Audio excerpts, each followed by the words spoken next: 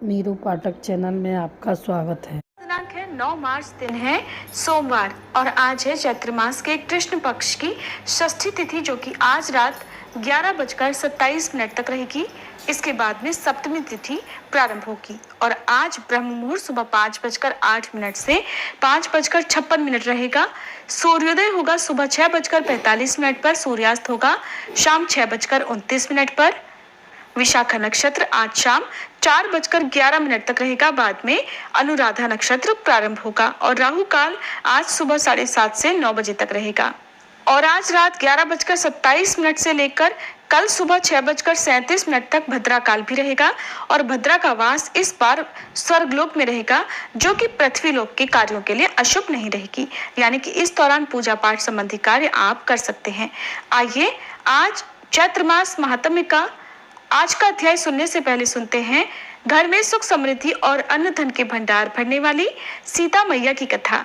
इस कहानी को सीता माता कहती थी और प्रभु श्री राम सुना करते थे। एक दिन श्री राम भगवान को किसी काम के लिए बाहर जाना पड़ा, तो सीता माता कहने लगी कि भगवान, मेरा तो 12 वर्ष का नित्यनेम है, अब आप बाहर जाएंगे तो मैं अपनी कहानी किसे सुनाऊंगी। तब श्री राम ने कहा कि सीते, आप कुएं की पाल पर जाकर बैठ जाना और वहां पर जो भी औरतें पानी भरने आएंगी उन्हें अपनी कहानी सुना दिया करना। सीता माता कुएं की पाल पर जाकर बैठ गई। तभी एक स्त्री आई। उसने रेशम की जरी की साड़ी पहन रखी थी और सोने का घड़ा ले रखा था। सीता माता उसे देखकर कहने लगी, बहन, मेरा 12 वर्ष का नित्यनेम सुन लो। पर वह स्त्री बोली कि मैं तुम्हारा नित्यनेम सुनूंगी तो मुझे तो घर जाने में देर हो जाएगी और मेरी सास मुझसे झगड़ा करेगी। इसलिए उसने कहानी नहीं सुनी और अपने घर चली गई। लेकिन उसके घर जाते ही उसकी रेशम जरी की साड़ी फट गई। सोने का घड़ा मिट्टी के घड़े में बदल गया। सासू ने देखा तो पूछा, अरे बहू, ये किसका दोष अपने सिर लेकर आ गई है। बहू बोली, माँ जी, कुएं पर एक औरत बैठी थी, उसने अपनी कहानी सुनने के लिए कहा, लेकिन मैंने नहीं सुनी। शायद उसी का ये फल मुझे मिला है। बहू की बात सुनकर अगले दिन वही साड़ी और वही घड़ा लेकर सास कुएं की पाल पर गई। सास को वहीं पर सीता माता बैठी मिली तो माता सीता ने कहा, बहन, मेरी कहानी सुन लीजिए। सासू बोली, एक बार छोड़, मैं तो 4 बार कहानी सुन लूंगी। तब सीता माता बोली, राम आए लक्ष्मण आए, देश के पुजारी आए, नित नेम का नेम लाए, आओ राम बैठो राम, तपी रसोई जीमो राम, माखन मिश्री खाओ राम, दूध पताशा पियो राम, सूत के पलका मोठो राम, शाल दुशाला पोठो राम, शाल दुशाला ओढ़ो राम, जब बोलूं राम ही राम, राम सवारे सबके काम, खाली घर भंडार भरेंगे, सबका बेड़ा पार करेंगे। श्री राम जय जय राम। सासू बोली, बहन, कहानी तो बहुत अच्छी लगी। फिर कहानी सुनकर सासू घर चली गई और उसकी साड़ी फिर से रेशम जरी की बन गई। मिट्टी का घड़ा भी फिर वापस से सोने के घड़े में बदल गया। बहू ने देखा तो कहने लगी, सासू माँ, आपने ये सब कैसे किया।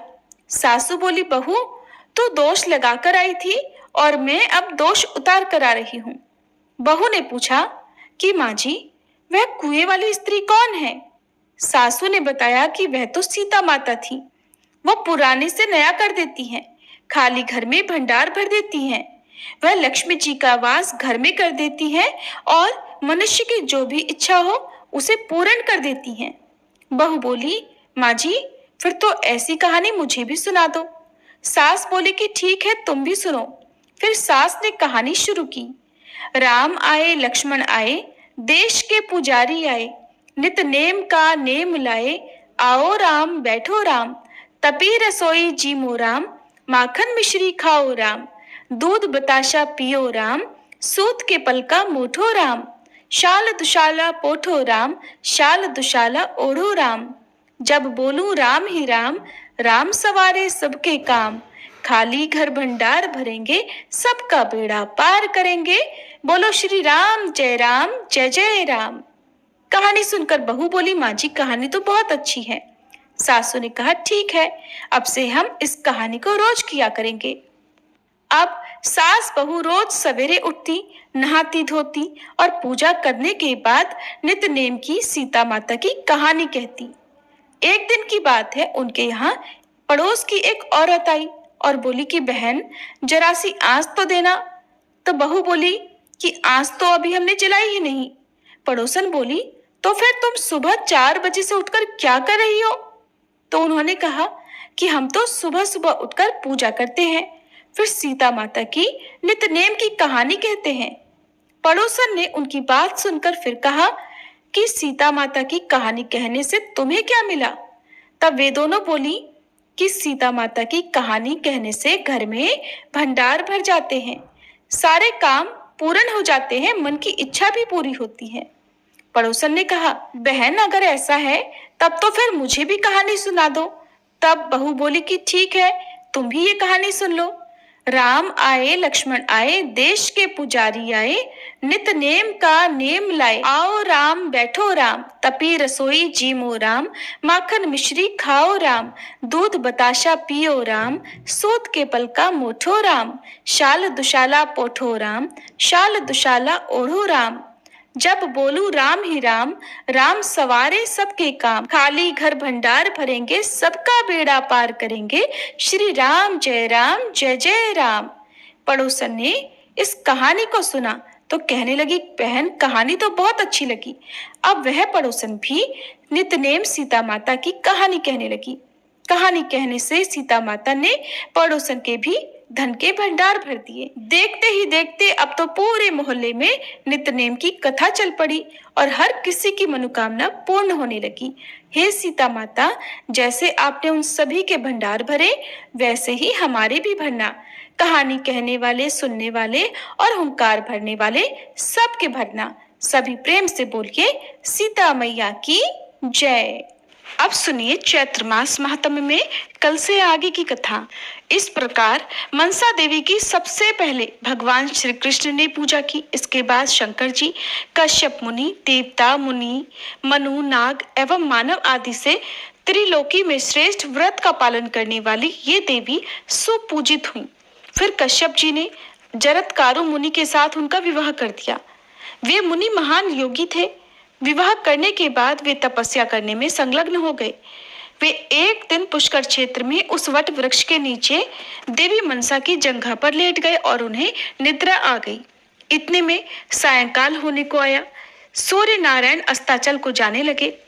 देवी मनसा परम साध्वी एवं पतिव्रता थी। उन्होंने मन में विचार किया कि द्विजों के लिए नित्य सायंकाल संध्या करने का विधान है। अगर मेरे पति सोए ही रह जाते हैं तो इन्हें पाप लग जाएगा, क्योंकि ऐसा नियम है कि जो प्रातः और सायंकाल की संध्या ठीक समय पर नहीं करता है वह अपवित्र होकर पाप का भागी होता है। यों विचार करके उस परम सुंदरी मनसा ने पतिदेव को जगा दिया। मुनिवर जरत्कारु जगने पर क्रोध से भर गए और मारे क्रोध के कहने लगे, साध्वी, मैं तो सुखपूर्वक सो रहा था, तुमने मेरी निद्रा क्यों भंग कर दी? जो स्त्री अपने स्वामी का अपकार करती है उसके व्रत, तपस्या, उपवास और दान आदि सभी सत्कर्म व्यर्थ हो जाते हैं। स्वामी का अप्रिय करने वाली स्त्री किसी भी सत्कर्म का फल नहीं प्राप्त कर सकती। जिसने अपने पति की पूजा की उसने मानो स्वयं भगवान श्री कृष्ण पूजित कर लिए हों। पतिव्रताओं के व्रतों के लिए स्वयं भगवान श्री हरि ही पति के रूप में विराजमान रहते हैं। संपूर्ण दान, यज्ञ, तीर्थ सेवन, व्रत, तप, उपवास, धर्म, सत्य और देव पूजन, ये सब के सब स्वामी की सेवा की 16वीं कला की भी तुलना नहीं कर सकते। जो स्त्री भारतवर्ष जैसे पुण्य क्षेत्र में पति की सेवा करती है वो अपने स्वामी के साथ वैकुंठ में जाकर श्री हरि के चरणों में शरण पाती है। साध्वी, जो असत कुल में उत्पन्न स्त्री अपने स्वामी के प्रतिकूल आचरण करती और उसके प्रति कटु वचन बोलती है वह कुंभीपाक नरक में सूर्य और चंद्रमा की आयु पर्यंत वास करती है। इसके बाद चांडाल के घर में उसका जन्म होता है और वह पति एवं पुत्र के सुख से वंचित रहती है। ऐसा कहकर वे चुप हो गए। तब साध्वी मनसा भय से कांपने लगी। उन्होंने पतिदेव से कहा, उत्तम व्रत का पालन करने वाले महाभाग, आपकी संध्या लोप ना हो जाए इसी भय से मैंने आपको जगा दिया। ये मेरा दोष अवश्य है। इस प्रकार कहकर देवी मनसा भक्ति पूर्वक अपने स्वामी जरत्कारु मुनि के चरण कमलों पर पड़ गई। उस समय रोष के आवेश में आकर मुनि सूर्य को भी शाप देने के लिए उद्यत हो गए। नारद उन्हें देखकर स्वयं भगवान सूर्य संध्या देवी को साथ लेकर वहां आए और भयभीत होकर विनय पूर्वक मुनिवर जरत्कारु से सम्यक प्रकार से यथार्थ बातें कहने लगी। सूर्य भगवान ने कहा, भगवान, आप तो परम शक्तिशाली ब्राह्मण हैं। संध्या का समय देखकर धर्म लोप हो जाने के भय से ही इन साध्वी ने आपको जगा दिया। मुने विप्रवर, मैं आपकी शरण में हूँ। मुझे शाप देना आपके लिए उचित नहीं है। और ब्राह्मणों का हृदय तो सदा ही नवनीत के समान कोमल होता है। ब्राह्मण चाहे तो पुनः सृष्टि कर सकते हैं। इनसे बढ़कर तेजस्वी दूसरा कोई है ही नहीं। ब्रह्म ज्योति ब्राह्मण के द्वारा निरंतर सनातन भगवान श्री कृष्ण की आराधना होती है।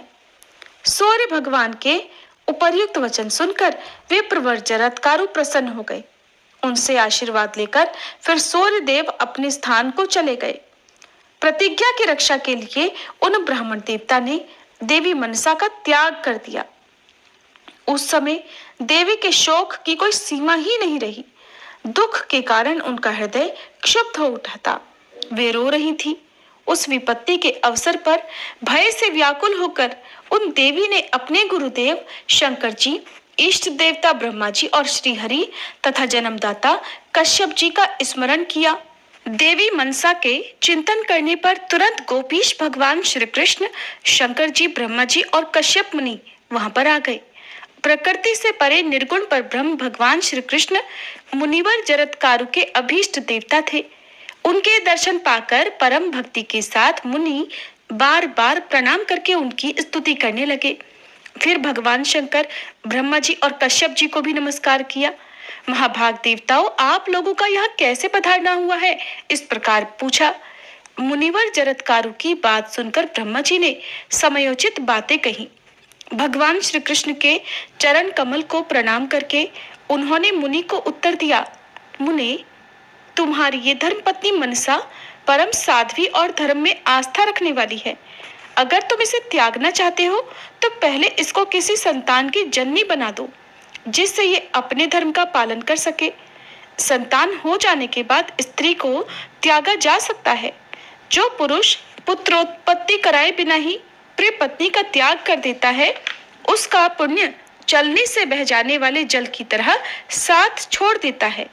नारद, ब्रह्मा जी की ये बात सुनकर मुनिवर जरत्कारु ने मंत्र पढ़कर योग बल का सहारा लेकर देवी मनसा की नाभि का स्पर्श कर दिया और उनसे कहा, मन से इस गर्भ से तुम्हें पुत्र होगा। वह पुत्र जितेंद्रिय, पुरुषों में श्रेष्ठ, धार्मिक, ब्रह्मज्ञानी, तेजस्वी, तपस्वी, यशस्वी, गुणी, वेद वेत्ताओं, ज्ञानियों और योगियों में प्रमुख, विष्णु भक्त तथा अपने कुल का उद्धारक होगा। ऐसे सुयोग्य पुत्र के उत्पन्न होने मात्र से पितर आनंद में भरकर नाचने लगते हैं। जो पातिव्रत्य धर्म का पालन करती है, प्रिय बोलती है और सुशीला है, वह प्रिया है। जो धर्म में श्रद्धा रखती है, पुत्र उत्पन्न करती है तथा कुल की रक्षा करती है, उसी को कुलीन स्त्री कहते हैं। जो भगवान श्री हरि के प्रति भक्ति उत्पन्न करता और अभीष्ट सुख देने में तत्पर रहता है, वही बंधु है। यदि भगवान श्री हरि के मार्ग का प्रदर्शक हो तो उस बंधु को पिता भी कह सकते हैं। वही गर्भधारिणी स्त्री कहलाती है जो ज्ञानोपदेश द्वारा संतान को गर्भवास से मुक्त कर दे। दया रूपी भगिनी उसको कहते हैं जिसकी कृपा से प्राणी यमराज के भय से मुक्त हो जाए। भगवान विष्णु के मंत्र को प्रदान करने वाला गुरु वही है जो भगवान श्री हरि में भक्ति उत्पन्न करा दे। जो गुरु भगवान श्री हरि में भक्ति उत्पन्न करने वाला ज्ञान नहीं देता, उसे शिष्य घाती कहते हैं, क्योंकि वह शिष्य को बंधन मुक्त नहीं कर सका।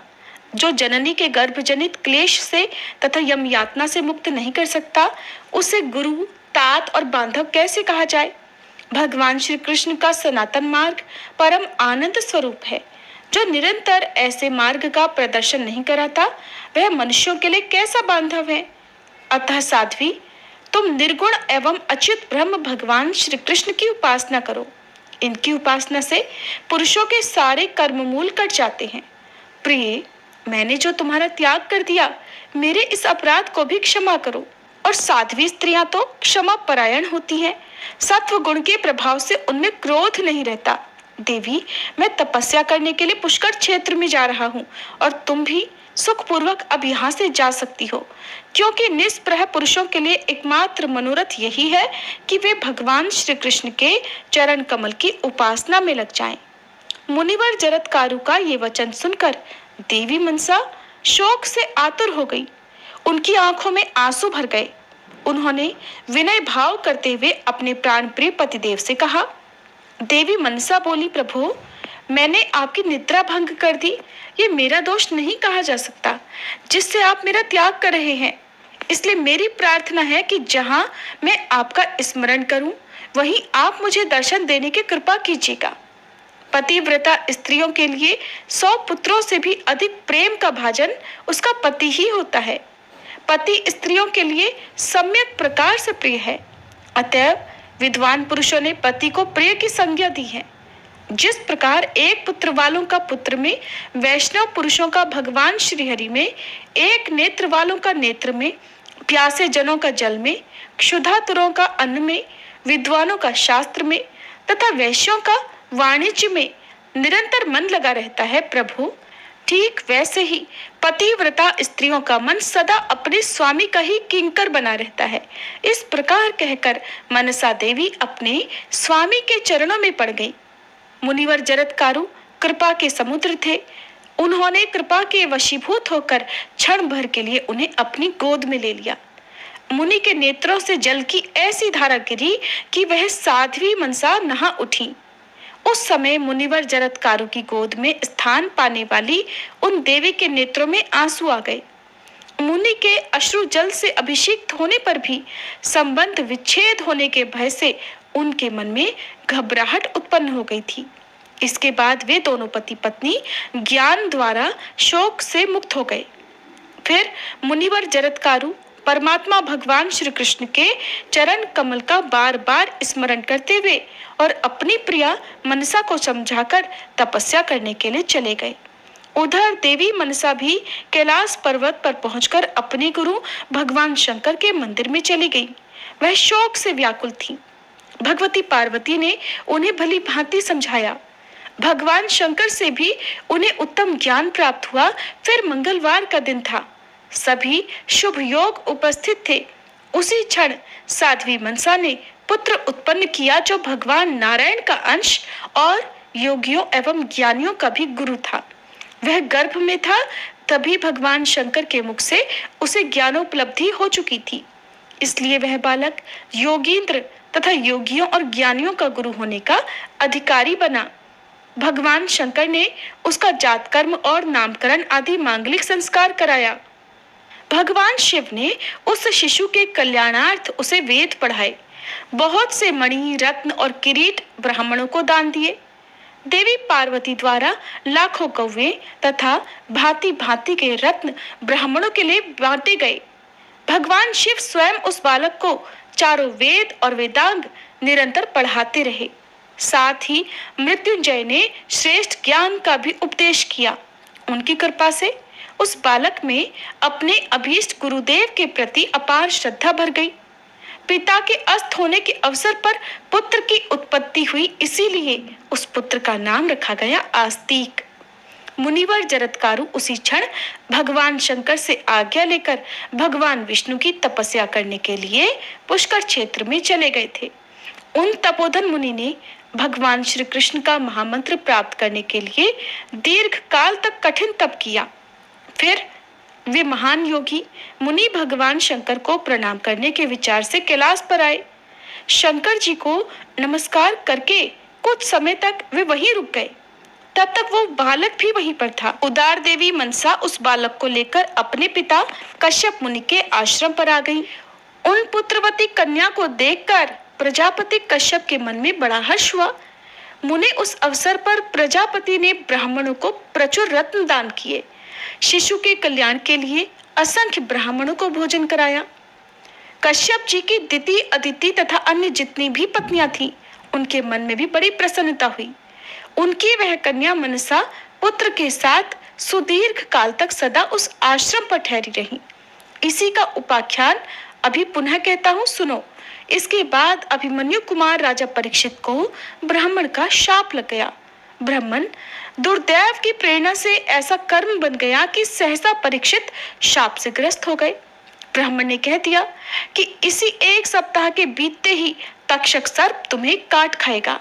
तक्षक ने 7वें दिन उन्हें डस ही लिया और राजा सहसा शरीर त्याग कर परलोक चले गए। जन्मेजय ने उन अपने पिता का दाह संस्कार कराया। मुने इसके बाद उन महाराज जन्मेजय ने सर्प सत्र आरंभ किया। ब्रह्म तेज के कारण समूह के समूह सर्प प्राणों से हाथ धोने लगे। तक्षक भय से घबराकर इंद्र की शरण में चला गया। तब ब्राह्मण मंडली इंद्र सहित तक्षक को मारने के लिए तत्पर हो गई।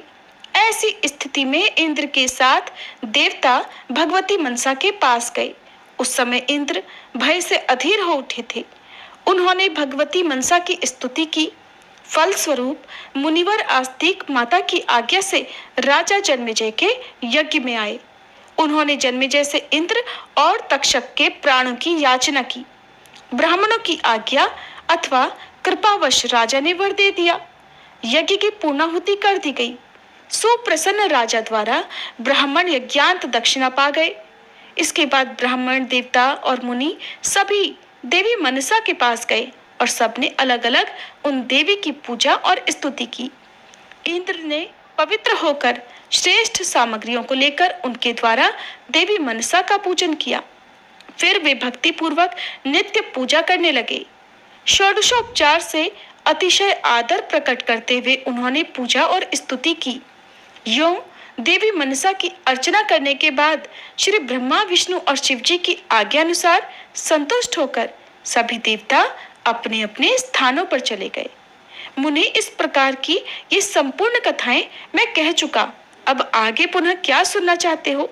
तब श्रोताओं, नारद जी ने जो कुछ पूछा उसका वृतांत आप सभी अगले अध्याय में जरूर सुनिएगा। अब सुनिए आज की भागवत कथा। श्री सुखदेव जी कहते हैं, परीक्षित, एक बार नंद बाबा आदि गोपों ने शिवरात्रि के अवसर पर बड़ी उत्सुकता, कौतूहल और आनंद से भरकर बैलों से जुती हुई गाड़ियों पर सवार होकर अंबिका वन की यात्रा की। राजन, वहां उन लोगों ने सरस्वती नदी में स्नान किया और सर्वंतर्यामी पशुपति भगवान शंकर जी का तथा भगवती अंबिका जी का बड़ी भक्ति से अनेक प्रकार की सामग्रियों के द्वारा पूजन किया। वहां उन्होंने आदर पूर्वक गौवें, सोना, वस्त्र, मधु और मधुर अन्न ब्राह्मणों को दिए तथा उन्हें खिलाया पिलाया। वे केवल यही चाहते थे कि इनमें देवादिदेव भगवान शंकर हम पर प्रसन्न हो जाएं। उस दिन परम भाग्यवान नंद, सुनंद आदि गोपों ने उपवास भी रखा था। इसलिए वे लोग केवल जल पीकर रात के समय सरस्वती नदी के तट पर ही बेखटक सो गए। उस अंबिका वन में एक बड़ा भारी अजगर रहता था। उस दिन वो बहुत भूखा भी था। दैववश वो उधर ही आ निकला और उसने सोए हुए नंद जी को पकड़ लिया। अजगर के पकड़ लेने पर नंद राय जी चिल्लाने लगे, बेटा कृष्ण, दौड़ो दौड़ो, देखो बेटा, ये अजगर मुझे निगल रहा है। मैं तुम्हारी शरण में हूँ, जल्दी मुझे इस संकट से बचाओ। नंद बाबा का चीखना चिल्लाना सुनकर सब के सब गोप अचानक उठ खड़े हुए और उन्हें अजगर के मुंह में देखकर घबरा गए। अब वे आधी जली लकड़ियों से उस अजगर को मारने लगे, किंतु उन अधजली लकड़ियों से मारे जाने और जलने पर भी अजगर ने नंद बाबा को नहीं छोड़ा। इतने में ही भक्त वत्सल भगवान श्री कृष्ण ने वहां पहुंचकर अपने चरणों से उस अजगर को छू लिया। भगवान के श्री चरणों का स्पर्श होते ही अजगर के सारे अशुभ भस्म हो गए और वह उसी क्षण अजगर का शरीर छोड़कर विद्याधरा रचित सर्वांग सुंदर रूपवान बन गया। उस पुरुष के शरीर से दिव्य ज्योति निकलने लगी। वह सोने के हार पहने हुए था। जब वह प्रणाम करने के बाद हाथ जोड़कर भगवान के सामने खड़ा हो गया, तब उन्होंने उससे पूछा कि तुम कौन हो? तुम्हारे अंग से सुंदरता फूट पड़ रही है और तुम देखने में बड़े अद्भुत लग रहे हो। तुम्हें ये अत्यंत निंदनीय अजगर योनि क्यों प्राप्त हुई थी? अवश्य ही तुम्हें विवश होकर इसमें आना पड़ा होगा। अजगर के शरीर से निकला हुआ वह दिव्य पुरुष बोला कि भगवान, मैं पहले एक विद्याधर था। मेरा नाम था सुदर्शन। मेरे पास सौंदर्य तो था ही, लक्ष्मी भी बहुत थी। इससे मैं विमान पर चढ़कर यहाँ से वहां घूमता रहता था। एक दिन मैंने अंगिरा गोत्र के कुरूप ऋषियों को देखा। अपने सौंदर्य के घमंड से मैंने उनकी हंसी उड़ाई। मेरे इस अपराध से कुपित होकर उन लोगों ने मुझे अजगर योनि में जाने का श्राप दे दिया। ये मेरे पापों का ही फल था। उन कृपालु ऋषियों ने अनुग्रह के लिए ही मुझे श्राप दिया था, क्योंकि ये उसी का प्रभाव है कि आज चराचर के गुरु स्वयं आपने अपने चरण कमलों से मेरा स्पर्श किया है। इससे मेरे सारे अशुभ नष्ट हो गए। समस्त पापों का नाश करने वाले प्रभु, जो लोग जन्म मृत्यु रूप संसार से भयभीत होकर आपके चरणों की शरण ग्रहण करते हैं, उन्हें आप समस्त भयों से मुक्त कर देते हैं। अब मैं आपके श्री चरणों के स्पर्श से शाप से छूट गया हूँ और अपने लोक में वापस जाने की आज्ञा चाहता हूँ। भक्त वत्सल, महायोगेश्वर पुरुषोत्तम, मैं आपकी शरण में हूँ। इंद्र आदि समस्त लोकेश्वरों के परमेश्वर स्वयं प्रकाश परमात्मन, अब मुझे आज्ञा दीजिए। अपने स्वरूप में नित्य निरंतर एक रस रहने वाले हे अच्युत, आपके दर्शन मात्र से मैं ब्राह्मणों के श्राप से मुक्त हो गया। ये कोई आश्चर्य की बात नहीं है, क्योंकि जो पुरुष आपके नामों का उच्चारण करता है वह अपने आप को और समस्त श्रोताओं को भी तुरंत पवित्र कर देता है। फिर मुझे तो आपने स्वयं अपने चरण कमलों से स्पर्श किया है, तब भला मेरी मुक्ति में क्या संदेह हो सकता है। इस प्रकार सुदर्शन ने भगवान श्री कृष्ण से विनती की, परिक्रमा की और प्रणाम किया। फिर उनसे आज्ञा लेकर वह अपने लोक में चला गया और नंद बाबा इस भारी संकट से छूट गए। राजन, जब ब्रजवासियों ने भगवान श्री कृष्ण का ये अद्भुत प्रभाव देखा, तब उन्हें बड़ा विस्मय हुआ। उन लोगों ने उस क्षेत्र में जो नियम ले रखे थे उसको पूर्ण करके वे बड़े आदर और प्रेम से श्री कृष्ण की उस लीला का गान करते हुए पुनः ब्रज में लौट आए। एक दिन की बात है। अलौकिक कर्म करने वाले भगवान श्री कृष्ण और बलराम जी रात्रि के समय वन में गोपियों के साथ विहार कर रहे थे। भगवान श्री कृष्ण निर्मल पीतांबर और बलराम जी नीलांबर धारण किए हुए थे। दोनों के गले में फूलों के सुंदर सुंदर हार लटक रहे थे तथा शरीर में अंगराग सुगंधित चंदन लगा हुआ था। सुंदर सुंदर आभूषण पहने हुए थे। गोपियां बड़े प्रेम और आनंद से ललित स्वर में उन्हीं के गुणों का गान कर रही थी। अभी अभी सायंकाल हुआ था। आकाश में तारे उगाए थे और चांदनी छिटक रही थी। बेला के सुंदर गंध से मतवाले होकर भौरे इधर उधर गुनगुना रहे थे तथा जलाशय में खिली हुई कुमुदनी की सुगंध लेकर वायु भी मंद मंद चल रही थी। उस समय उनका सम्मान करते हुए भगवान श्री कृष्ण और बलराम जी ने एक ही साथ मिलकर राग अलापा। उनका राग आरोह अवरोह स्वर के चढ़ाव उतार से बहुत ही सुंदर लग रहा था। वह जगत के समस्त प्राणियों के मन और कानों को आनंद से भर देने वाला था। उनका वह गान सुनकर गोपियां मोहित हो गईं। परीक्षित, उन्हें अपने शरीर की भी सुधि नहीं रही। जिस समय बलराम और श्याम दोनों भाई इस प्रकार स्वच्छंद विहार कर रहे थे और उन्मत्त की तरह गा रहे थे, उस समय वहां शंखचूड़ नामक एक यक्ष आया। वह कुबेर का अनुचर था। परीक्षित, दोनों भाइयों के देखते देखते वह उन गोपियों को लेकर बेखटके उत्तर की ओर भाग चला। जिनके एकमात्र स्वामी भगवान श्री कृष्ण ही है, वे गोपियां उस समय रो रो कर चिल्लाने लगी। दोनों भाइयों ने देखा कि जैसे कोई डाकू गौओं को लूट ले जाए, वैसे ही ये यक्ष हमारी प्रेयसी को लेकर जा रहा है और वे हा कृष्ण हा राम कहकर रो पीट रही हैं। उसी समय दोनों भाई उसकी ओर दौड़ पड़े। डरो मत, डरो मत, इस प्रकार अभयवाणी कहते हुए हाथ में शाल का वृक्ष लेकर बड़े तेजी से क्षण भर में ही उस नीच यक्ष के पास जा पहुंचे। यक्ष ने देखा कि काल और मृत्यु के समान ये दोनों भाई मेरे पास आ पहुंचे तो वह मूर्ख घबरा गया। उसने गोपियों को वहीं छोड़ दिया और स्वयं प्राण बचाने के लिए भागा। तब स्त्रियों की रक्षा करने के लिए बलराम जी तो वहीं खड़े रह गए, परंतु भगवान श्री कृष्ण जहां जहां वह भाग कर गया उसके पीछे पीछे दौड़ते गए। वे चाहते थे कि उसके सिर की चूड़ामणि निकाल ले, कुछ ही दूर जाने पर भगवान ने उसे पकड़ ही लिया और उस दुष्ट के सिर पर कसकर एक घूंसा जमाया और चूड़ामणि के साथ उसका सिर भी धड़ से अलग कर दिया। इस प्रकार भगवान श्री कृष्ण शंखचूर्ण को मारकर और वह चमकीली मणि लेकर लौट आए तथा सब गोपियों के सामने ही उन्होंने बड़े प्रेम से वह मणि अपने भाई बलराम जी को दे दी। श्री सुखदेव जी कहते हैं, परीक्षित, जिस समय भगवान श्री कृष्ण ब्रज में प्रवेश कर रहे थे और वहां आनंदोत्सव की धूम मची हुई थी, उसी समय अरिष्टासुर नाम का एक दैत्य बैल का रूप धारण करके आया। उसका कंधे का पुट्ठा या थुआ और डील डॉल दोनों ही बहुत बड़े थे। वह अपने खुरों को इतनी जोर से पटक रहा था कि उससे धरती भी कांप रही थी। बड़ी जोर से गरज रहा था और पैरों से धूल उछालता जाता था। पूंछ खड़ी किए हुए था और सींगों से चार दीवारी, खेतों की मेड़ आदि तोड़ता जाता था। बीच बीच में बार बार वह गोबर भी छोड़ता जाता था। आंखें फाड़ फाड़ कर इधर उधर दौड़ रहा था। परीक्षित, उस तीखे सींग वाले बैल को देखकर गोपियां और गोप सभी भयभीत हो गए। पशु तो इतने डर गए कि अपने रहने का स्थान छोड़कर ही भाग गए। उस समय सभी ब्रजवासी श्री कृष्ण हमें इस भय से बचाओ, इस प्रकार पुकारते हुए भगवान श्री कृष्ण की शरण में आए। भगवान ने देखा कि हमारा गोकुल अत्यंत भयातुर हो रहा है। तब उन्होंने डरने की कोई बात नहीं है ऐसा कहकर उन सबको ढांढस बताया और फिर वृषासुर को ललकारने लगे। अरे मूर्ख महादुष्ट, तू इन गौओं और ग्वालों को क्यों डरा रहा है? इससे क्या होगा देख। तुझ जैसे दुरात्मा दुष्टों के बल का घमंड चूर चूर कर देने वाला ये मैं हूं। इस प्रकार ललकार कर भगवान ने ताल ठोकी और उसे क्रोधित करने के लिए वे अपने एक सखा के गले में बाहर डालकर उसके सामने खड़े हो गए।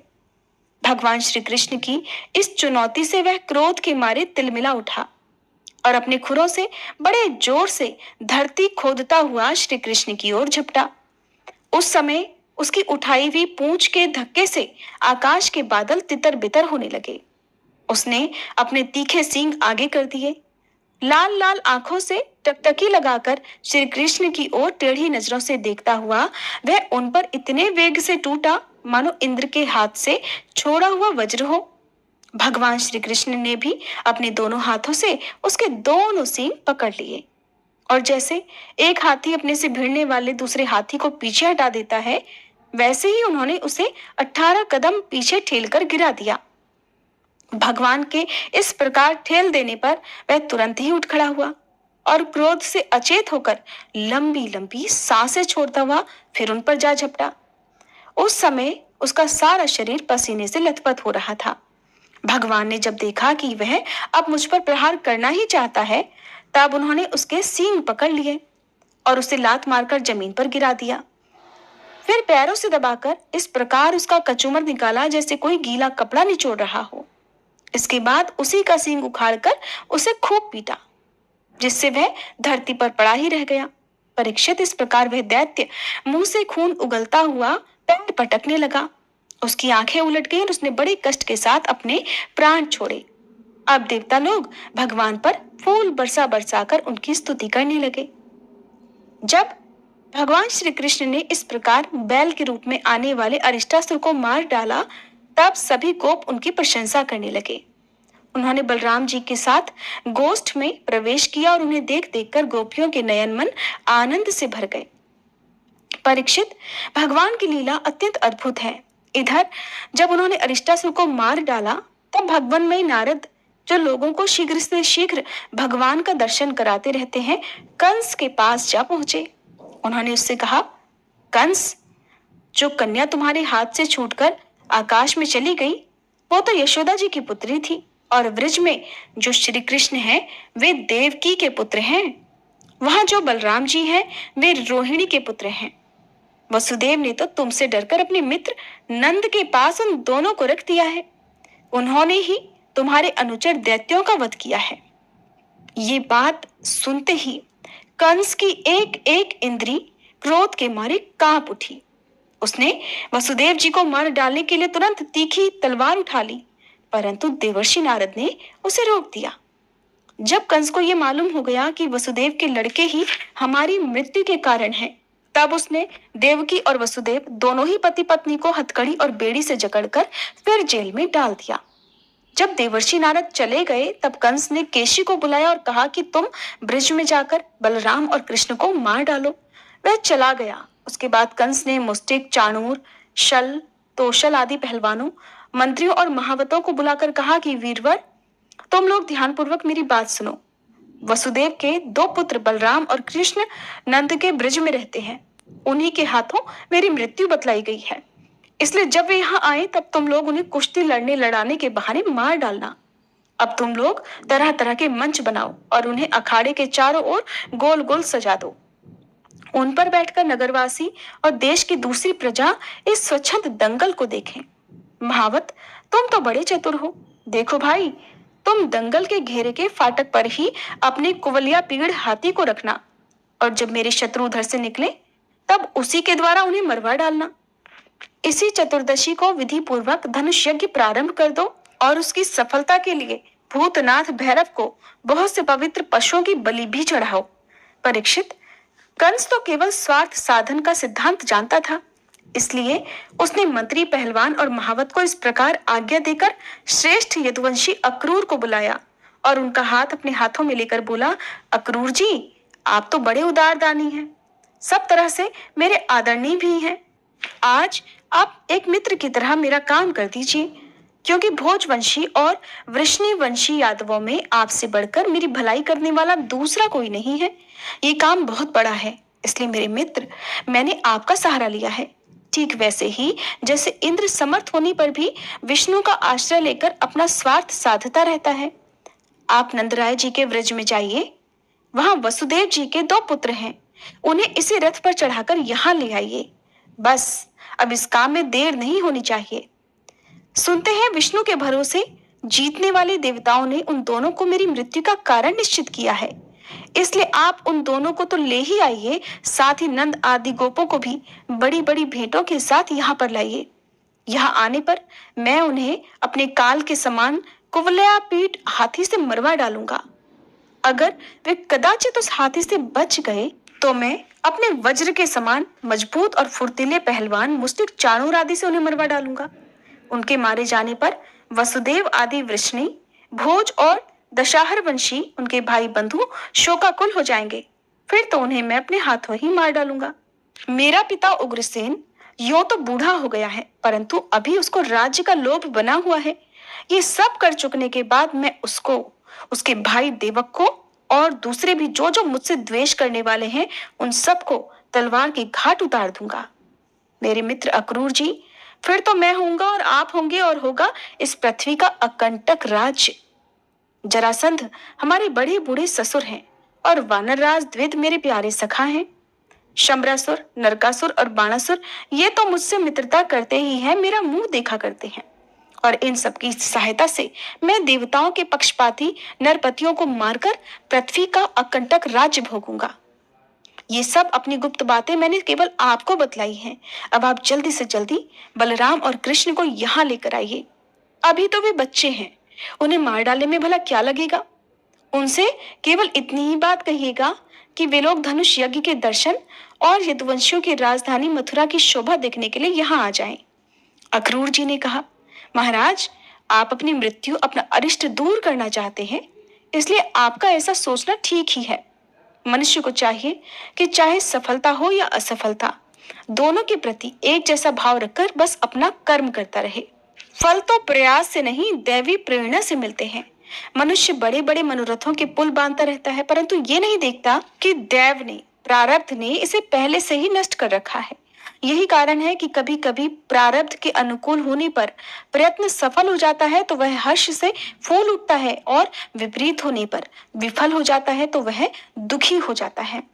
फिर भी मैं आपकी आज्ञा का पालन तो कर ही रहा हूँ। श्री सुखदेव जी कहते हैं कि कंस ने मंत्रियों और अक्रूर जी को इस प्रकार की आज्ञा देकर सबको विदा कर दिया। फिर वह अपने महल में चला गया और अक्रूर जी भी अपने घर लौट आए।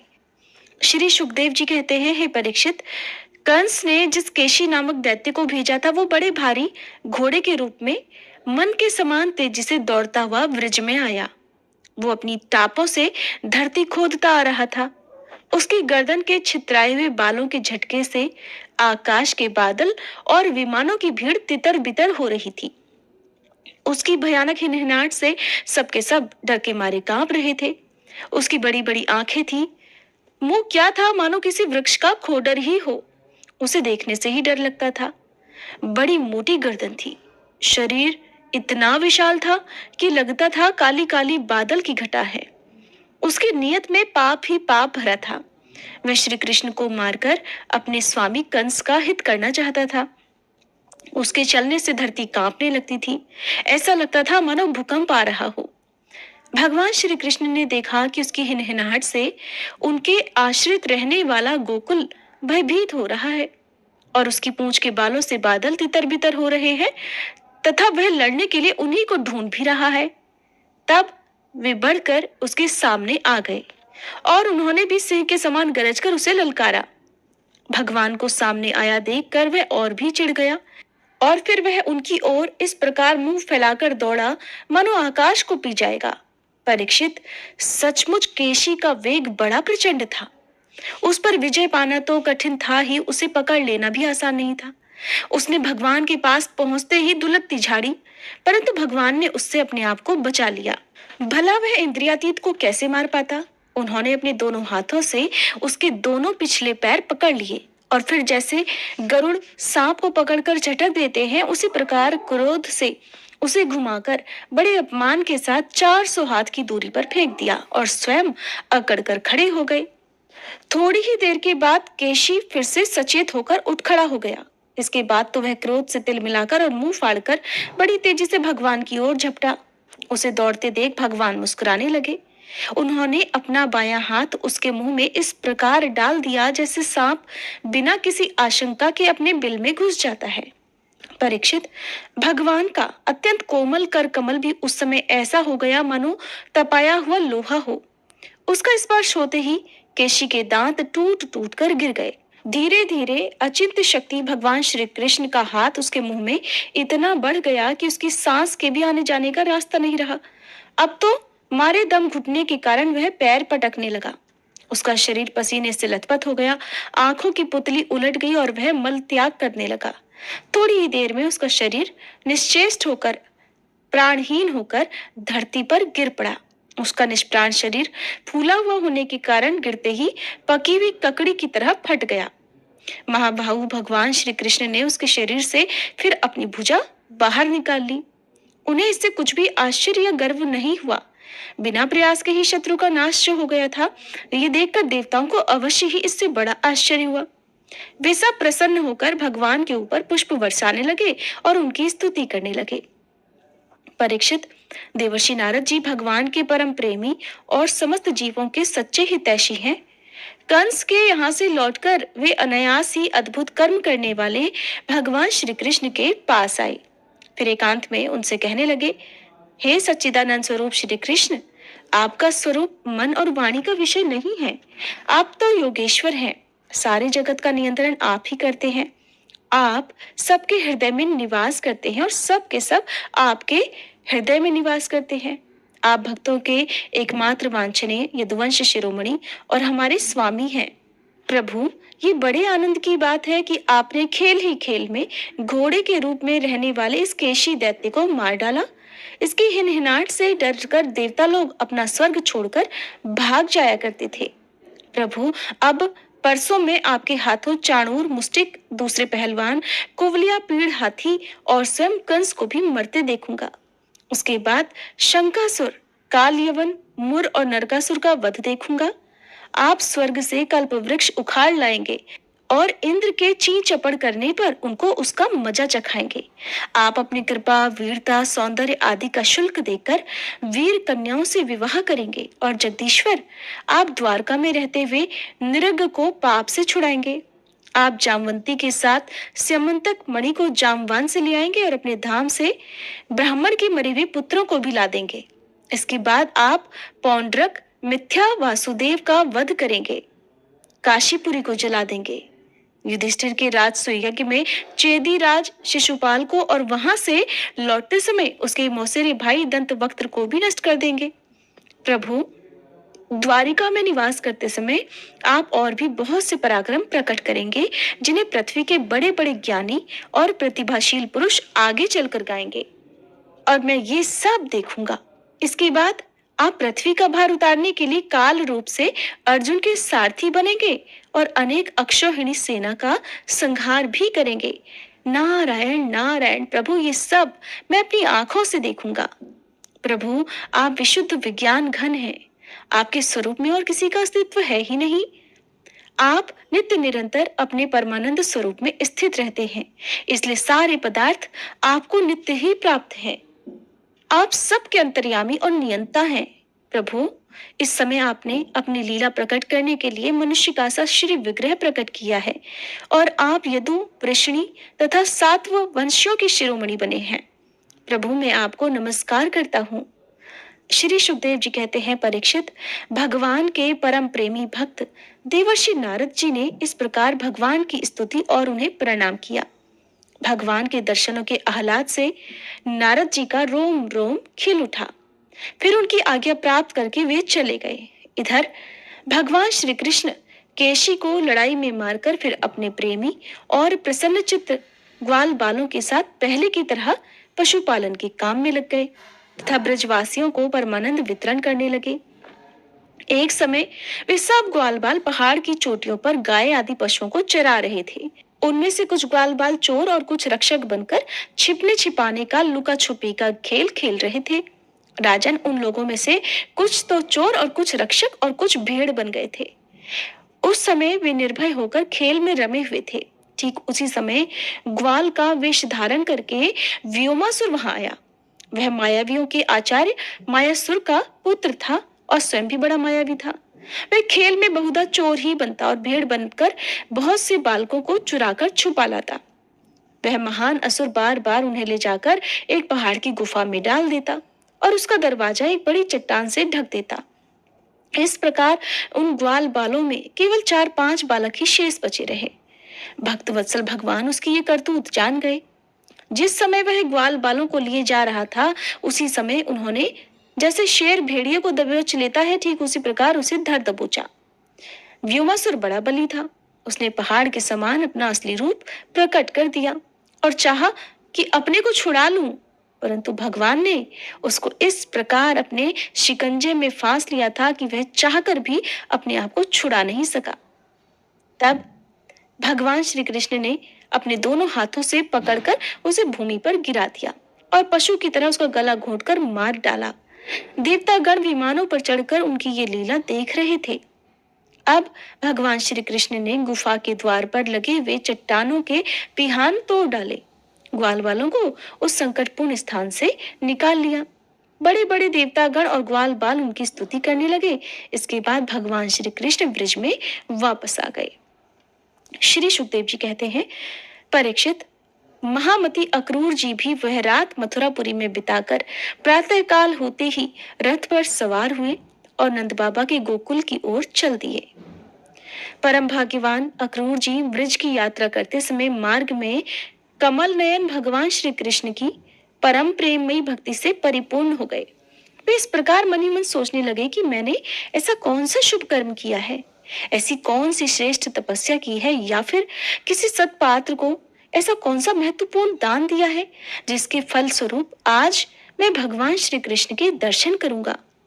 मैं बड़ा विषयी हूँ और ऐसी स्थिति में बड़े बड़े सात्विक पुरुष भी जिनके गुणों का ही गान करते रहते हैं, दर्शन नहीं कर पाते। उन भगवान के दर्शन तो मेरे लिए अत्यंत दुर्लभ हैं। ठीक वैसे ही जैसे शूद्र कुल के बालकों के लिए वेदों का कीर्तन।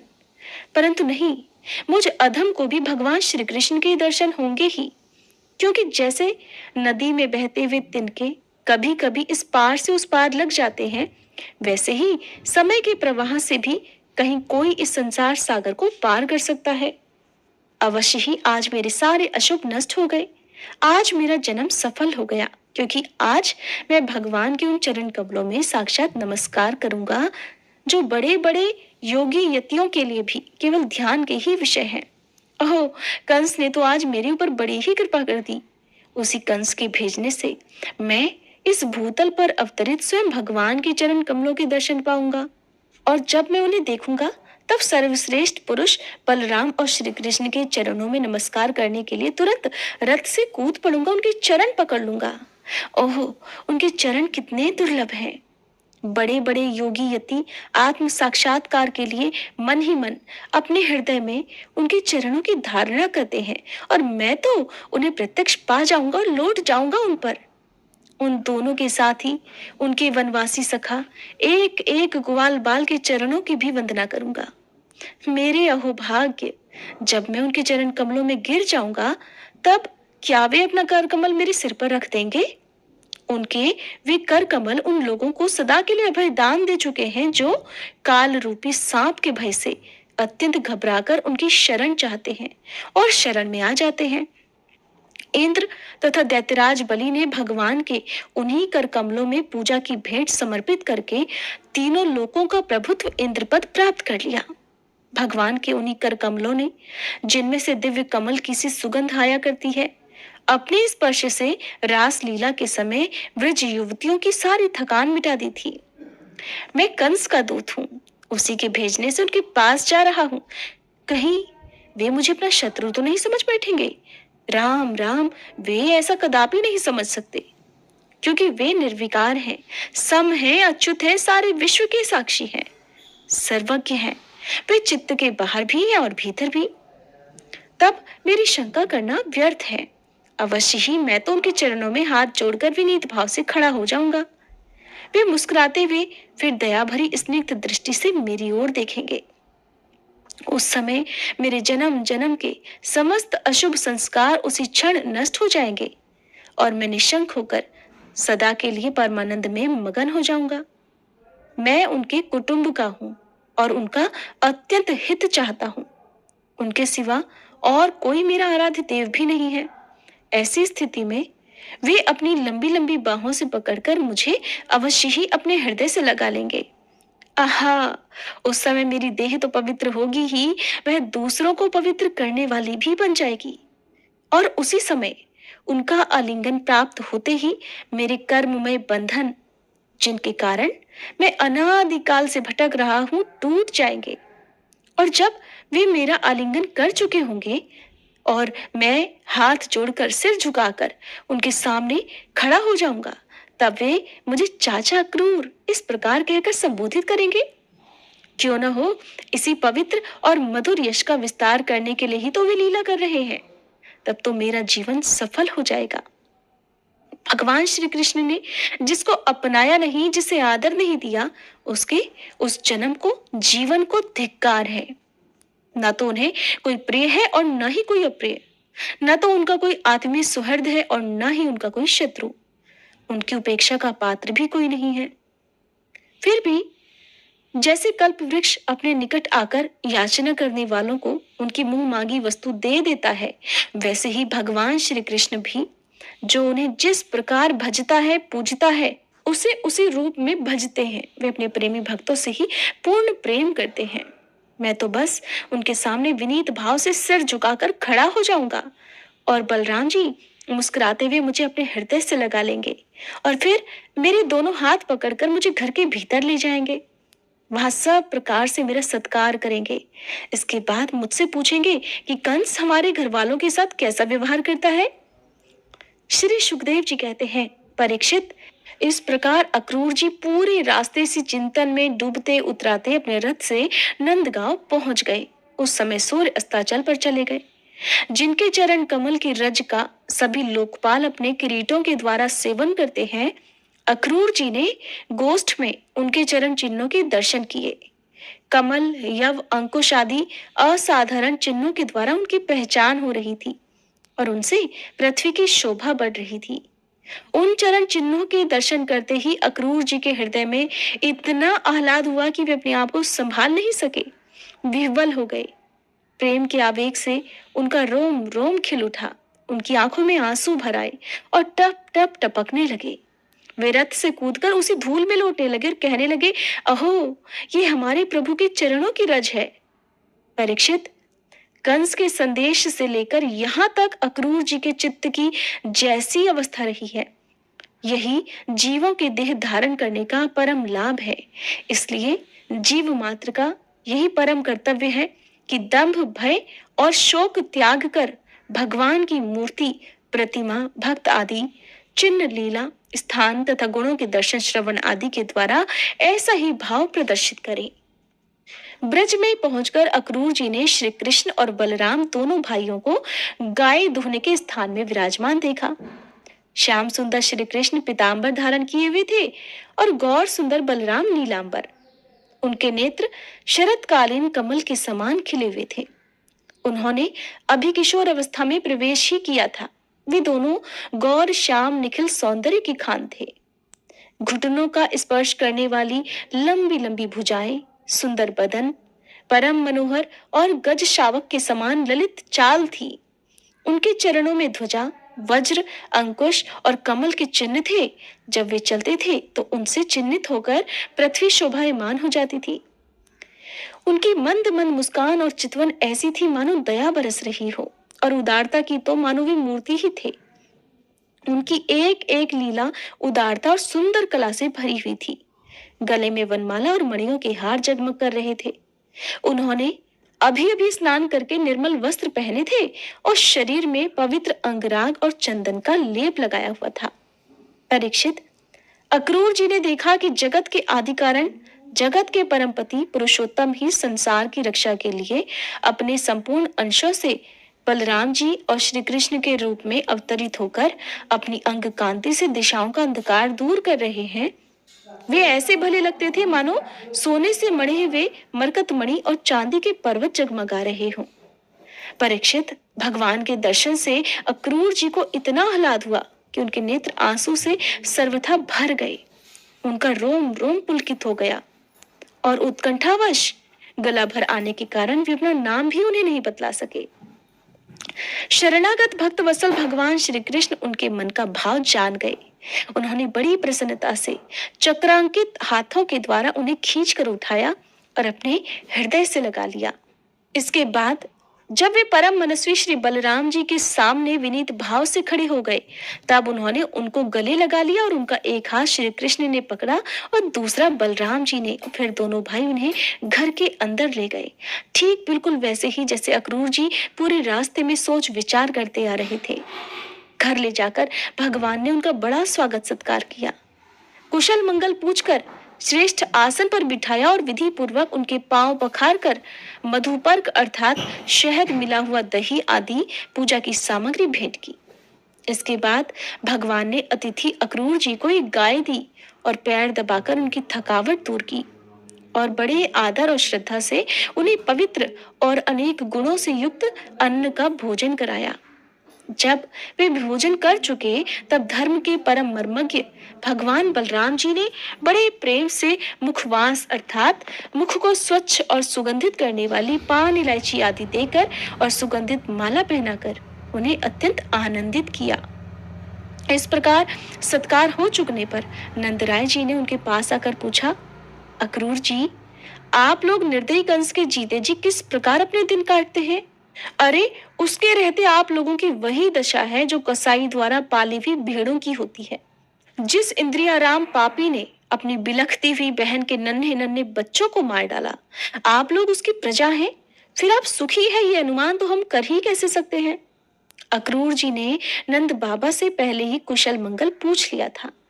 जब इस प्रकार नंद बाबा ने मधुरवाणी से अक्रूर जी से कुशल मंगल पूछकर उनका सम्मान किया, तब अक्रूर जी के शरीर में रास्ते भर चलने की जो कुछ भी थकावट थी वो सब दूर हो गई।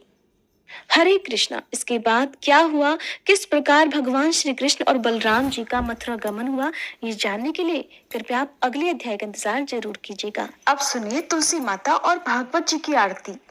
तुलसी महारानी नमो नमो, हरि की पटरानी नमो नमो, धन तुलसी पूरण तप कीनो, धन तुलसी पूरण तप कीनो, शालिग्राम बनी पटरानी नमो नमो, तुलसी महारानी नमो नमो, जाके पत्र मझरी कोमल, जाके पत्र मझरी कोमल, श्रीपति कमल चरण लपटानी नमो नमो, तुलसी महारानी नमो नमो।